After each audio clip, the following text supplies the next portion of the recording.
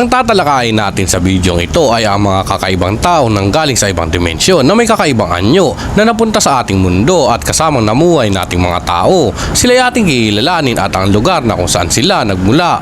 Pero bago tayo magsimula, ay baka pwedeng pa-like naman ang bidyong ito, mag-subscribe at pindutin na rin ang notification bell para sa mga susunod pa nating mga talakayan.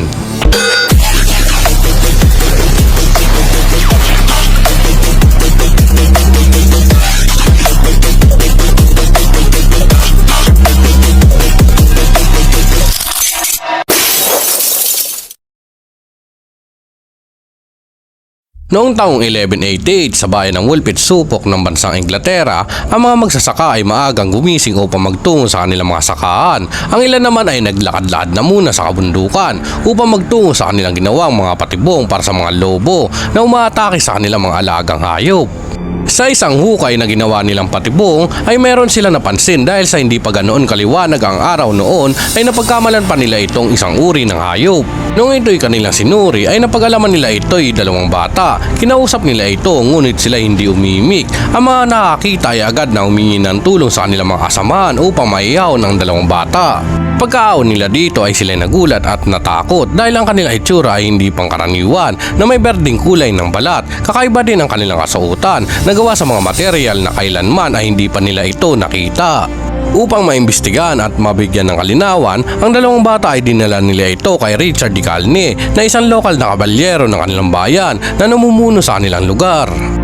Habang naglalakad ay napansin ng mga magsasaka ang dalawang bata na hindi mapakali at natatakot dahil sa kanilang mga nakikita sa kanilang dinaraanan. Pagdating kay Richard ay hinainan nila ito na makakain ngunit ang mga pagkain ay tinanggihan ng mga bata maliban sa inilatag na green beans sa mesa at ito lamang ang kanilang kinain. Pagkalipas ng ilang oras sila kinausap ni Richard ang mga bata na may nagsalita ngunit sa wikang hindi nila maintindihan.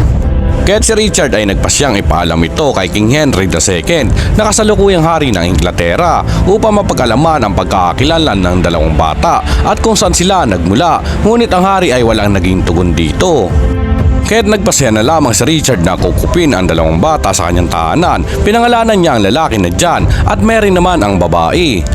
Subalit hindi nagtagal, ang batang lalaki ay nanghina at nagkasakit sa hindi malamang dahilan hanggang sa ito'y pumanaw. Ang batang babae naman ay nabuhay at sa kalaunan siya'y natuto ng wikang English. Dito nga ay kinuwento niya ang kanilang pinagmulan ng kanyang kapatid. Ayon kay Mary, sila ng kanyang kapatid ay nagmula sa lupain na kung tawagin ay St. Martin's Land, kung saan patuloy ang takip silim. Ibig sabihin ay walang gabi at wala ring araw na may ilang liwanag na tumatago sa kanilang bayan upang sila ay makakita. Inilalarawan niya rin na ang kanilang lugar ay mapunot mahalaman na purong kulay berde ang makikita. Ang mga tao din sa kanila ay purong kulay berde din ang kasuotan. Hindi rin sila kumakain ng mga karni kundi ay purong mga green beans lamang ang kanilang kinakain. Ayon pa kay Mary, habang sila ay naglalakad ng kanyang kapatid kasama ng kanilang mga magulang sa kagubatan ay mayroon silang narinig na malakas na ingay. Hinanap nila ito ng kanyang kapatid hanggang sa mapalayo sila sa kanilang mga magulang. Nang tumingin sila sa kanilang paligid ay napansin nila ang isang malaking butas sa lupa. Pinasok nila ito at nakita nila na madilim at mapuno ang loob nito. Sa kanilang paglalakad sa butas ay napansin nila na mas lalo pang dumidilim ang kanilang dinaraanan. Pinagpatuloy nila ang paglalakad hanggang sa sila'y makalabas at sila'y nagulat dahil sa napakaliwanag ng paligid. Hanggang sa sila'y matagpuan na ng taong bayan. Lumipas ang panahon, ang pangyayaring ito ay naging usap-usapan na lamang, naging kwento at alamat sa bansang Inglaterra. May mga nagsasabi na ang Woolpit Children ay totoo at si Mary ay naging isang normal na gaya sa atin, nagpakasal at nagkaroon ng pamilya. Mayroon din naman nagsasabi na ang Woolpit Children ay isang alamat lamang, nakatang-isip na nilikha upang aliwin ang mga tao.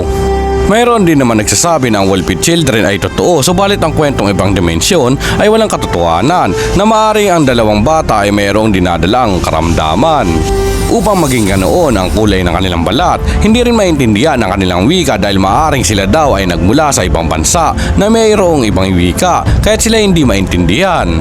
At ang paglalakad nila sa mapuno at madilim na lugar ay maaaring dala ng kalamidad na sila ay biktima ng lindol o pagbaha hanggang sa mapadpad sila sa bayan ng Wolpit Supok ng Inglaterra at doon ay nagkamalay.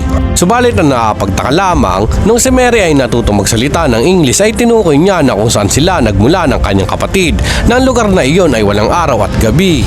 Sinabi niya rin na purong kulay berde ang paligid. Ang kulay ng mga tao ay katulad sa kanila na may berdeng kulay din ang balat. Ang tanging kinakain lamang din nila ay green beans lamang. Kayo ba mga kaalo? Totoo ba na may ibang dimensyon sa ating mundo? Pakilagay ang inyong sagot sa comment section. Maraming salamat po.